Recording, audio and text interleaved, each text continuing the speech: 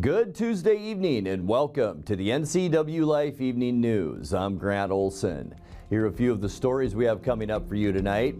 Over $11.9 million in grant money will go to the Okanagan County Electric Co-op for their Okanagan County Connect project. Columbia Elementary School in Wenatchee has been selected for a $5,000 grant from the Laura Bush Foundation for America Libraries. And in weather, thunderstorms in the forecast again tomorrow before we see record high temperatures later this week.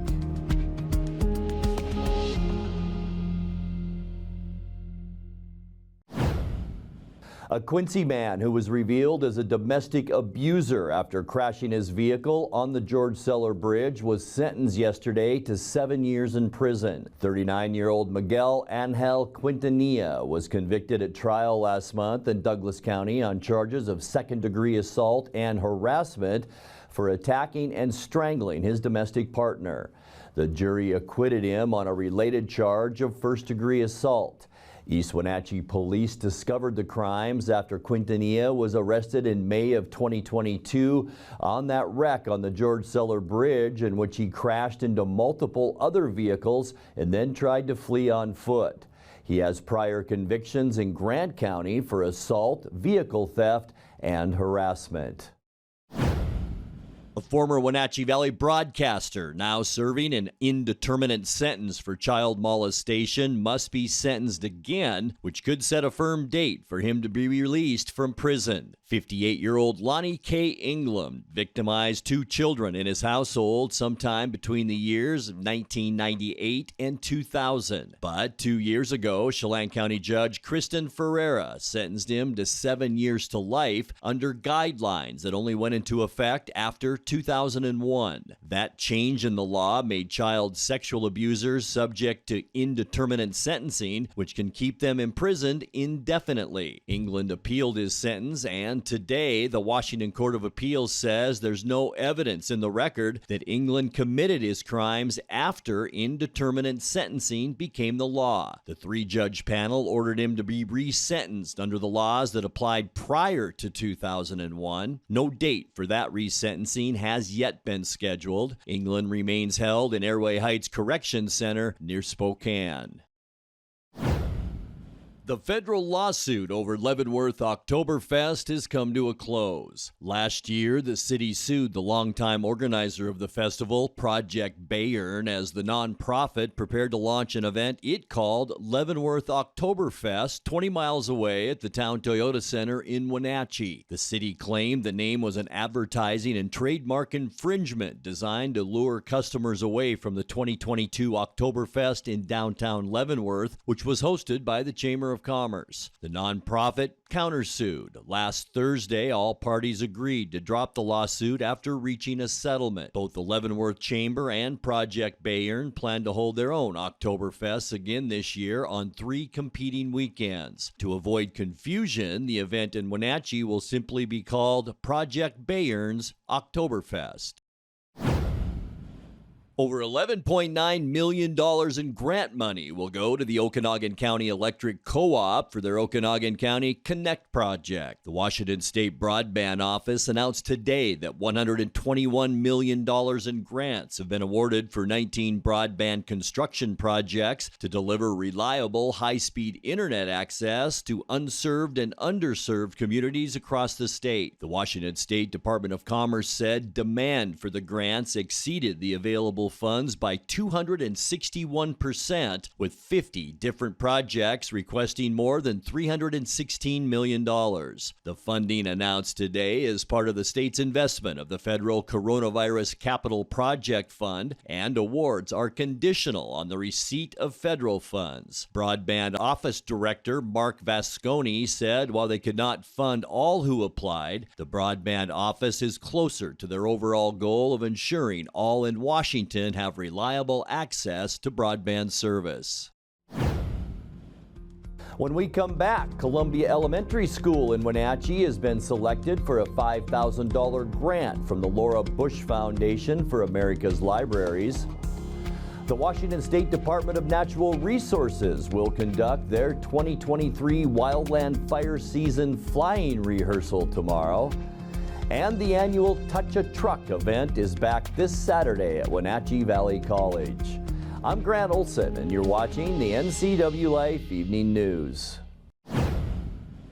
Columbia Elementary School in Wenatchee has been selected for a $5,000 grant from the Laura Bush Foundation for America's Libraries. The foundation awarded over $1.5 million in grants to over 300 schools in 36 states across the country. Many of the recipient libraries will use the awarded funds to update and diversify their collections, including Columbia. The school's population is 76% Latino, and the majority of the students are multilingual learners. Roxana Vanata, librarian at Columbia, said their library collection should reflect the student population, and through the grants, they are, quote, able to help create a joy for reading. The Washington State Department of Natural Resources will conduct their 2023 Wildland Fire Season flying rehearsal tomorrow. The exercise will use smoke to replicate wildfire conditions, and aircraft will take off from several area airports to practice safe operations in a congested space. The rehearsal will be held in the Neum Ridge area north of Ellensburg, and smoke from that area will be visible through a large area of lower Kittitas County. Department of Natural Resources engines and personnel will be at the training site and other locations, and Commissioner of Public Lands Hillary Franz will hold a press conference at Bowers Field to discuss DNR projections, preparations, and expectations for this year's fire season. The rehearsal will run from noon to 5 p.m. tomorrow, May 17th. The annual Touch a Truck event is back this Saturday at Wenatchee Valley College. The event, put on by Women's Service League of North Central Washington, will feature fire trucks, police vehicles, and helicopter flyovers around noon. Tickets are $5 for adults, $3 for kids, and free for children under 2. Military discounts are available, and if you bring non-perishable food items for donation, you'll get $1 off total entry. The event is 10 a.m. to 2 p.m. in the Wenatchee Valley College parking lot, and the first hour will be a quiet hour with no sirens or horns. Coming up next in tonight's feature story, 8 Mile Lake has been close to failure since 2018, and now the irrigation district that draws water from 8 Mile has plans to replace it. Expect another day of thunderstorms tomorrow before record high temperatures come our way by the end of the week. I'll have all the details in your complete North Central Washington weather forecast. That and much more still to come tonight. Please stay with us. The dam on 8 Mile Lake is unusual in central Washington. It's a 94-year-old high alpine dam that was in place well before the enchantment peaks that surrounded it were declared a national wilderness area. But the dam, which feeds orchard irrigation from Leavenworth to Dryden, has been close to failure since 2018. And the irrigation district that draws water from 8 Mile has plans to replace it. In a public meeting Thursday in Leavenworth, managers talked over the options for that ambitious project. The basic question is there any cause for concern? I think all of us know that this is a dam that is 90 years old. Some interesting photos will show a timber pipe that was built out of timber for the low-level outlet of the dam, and it was all plugged up. And so just the age of the dam and the conditions that you've seen, even after the repairs, are cause for concern. The repairs have stabilized the dam. The dam is probably more safe than it has been in years. But there's another factor. And the second cause for concern is the fact that there's been downstream development. So the future design criteria where we would like to have this dam is that the structure is so well built that it could withstand any flood at any time, the highest theoretical storm, for example. And it would pass that without the dam failing. So those are the reasons that there is cause for concern, and those are the reasons that a repair is needed. We have been looking at this dam for a long time. on, rebuilding it and doing things. One of the things that really kind of focused our attention was the emergency in 2018. The outlet pipe was constructed over many years, but the original portion of that outlet pipe that actually went under the dam was made out of lodgepole pine, about like this big around, that they shaved and they just stacked it around and put bands around it. Okay, and that was 90 years ago. And so part of that had collapsed and plugged up. And so we needed to be able to lower the lake in the fall, to get ready for heavy runoff in the spring. And so we came back in July, once the water got down, and dug that pipe up and put in some N12 plastic pipe. And then sealed that all up and put that back together. So that's the condition of the dam now. We did all that. And then also what we did is we put in some monitoring equipment up there so that we could monitor the depth of the lake and the outflow of the lake and stuff like that. That's one of the problems that, we have is this is an old dam. It's way up in the wilderness. It's really hard to get to. And we really have no way to monitor it, to what's going on up there, other than to hike up there, which during a flood event you couldn't do. The project objectives are threefold: to restore storage capacity at 8 Mile Lake to meet the irrigation district irrigation needs and storage needs under their existing water rights, to comply with Dam Safety Office regulations for high hazard dams, and to provide additional water to enhance in-stream flows in Icicle Creek to the extent possible, and to time dam outflows to meet fish utilization needs, again, to the extent possible. Time now for a check of your north central Washington weather forecast. Nice day today, much cooler than we thought it would be, mainly because of cloud cover. You won't see it from this shot. Looking back up the Columbia River, there is Rocky Reach Dam, and this is our Omi Gardens Sky-Fi Tower camera. Lots of blue sky looking back that way, and lots of fast-moving water in the Columbia River right now and all of our area rivers, but thunderstorms, a definite possibility, and we've been seeing them around north central Washington today.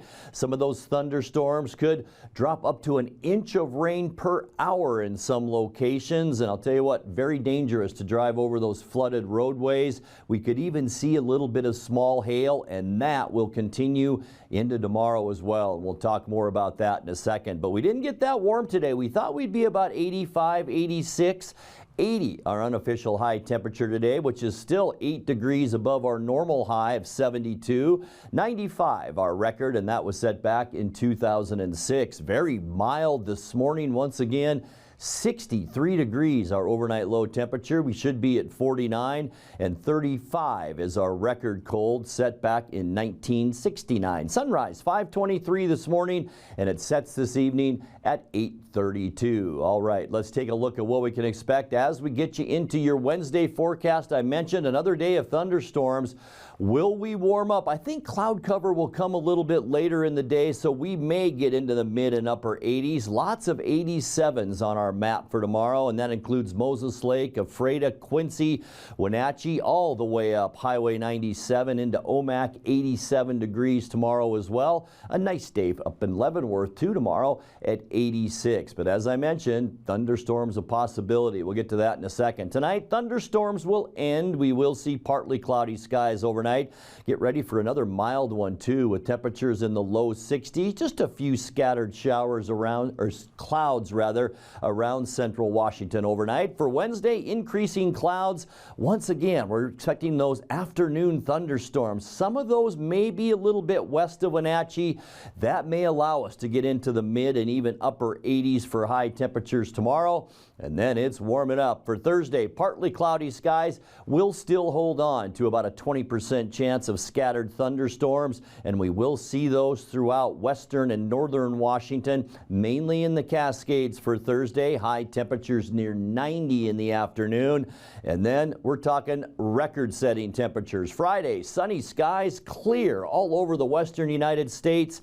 Our old record Friday, 88. We are talking mid-90s for high temperatures on Friday, and the same goes as we kick off our upcoming weekend. Sunny, our old record on Saturday, 89 degrees. Once again, mid-90s for high temperatures on Saturday, and then we'll begin to cool down. There is an area of low pressure in British Columbia, and that will begin to bring us more of a northwesterly flow. That will cool us down, if you can call it that, into the mid-80s. Not ruling out some thunderstorms on Sunday either as we get into that weather change. For Monday, mostly sunny. We will see a temperature change on Monday. More of that northwesterly flow, and that's going to drop our temperatures a little bit closer to normal now. By Monday, high temperatures in the upper 70s. Let's take a look at that 7-day forecast. Get ready for another mild one overnight tonight, 62. Increasing clouds and thunderstorms tomorrow at 87. Near 90 for your high on Thursday, and then record highs expected for both Friday and Saturday with highs in the low to mid 90s before we begin to cool down with thunderstorms Sunday and 86.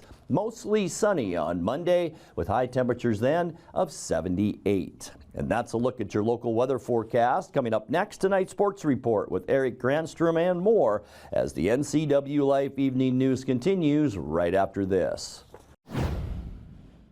Well, a happy Tuesday and welcome to day 2 of the District 6 4A Boys Golf Tournament here at Rock Island today. They were at 3 Lakes yesterday. We'll get a recap coming up. And then the finals tomorrow morning on Wake Up Wenatchee Valley. Before we get into the local sports, let's check Northwest sports. Well, the Seattle Kraken season came to an end yesterday in Game 7 of their NHL playoff series against the Dallas Stars. 2-1 was the final. Dallas got out to an early lead after a scoreless first period on a goal in the second. Philip Grubauer, again, fantastic for the Kraken last night, but it's just too little too late. Some room for Miller. Shot pass deflected on net. Save made by Grubauer. It's loose. And the blue paint, they sprawl for it. Grubauer reaches back with the glove and cleaned it up with a melee in the blue paint. Heiskanen nearly at his pocket picked by Schwartz. It's freed up. Alexiak with a drive. Oh, that hit the iron. To Marchment. Sagan with some speed. Sagan, co-drag, shoots, save made by Grubauer. Snaps the glove out and flashes leather. No doubt that Grubauer is starting to become a story as he's had several good glove saves here in this second period. Alexiak lost it. Hintz moves in. Score!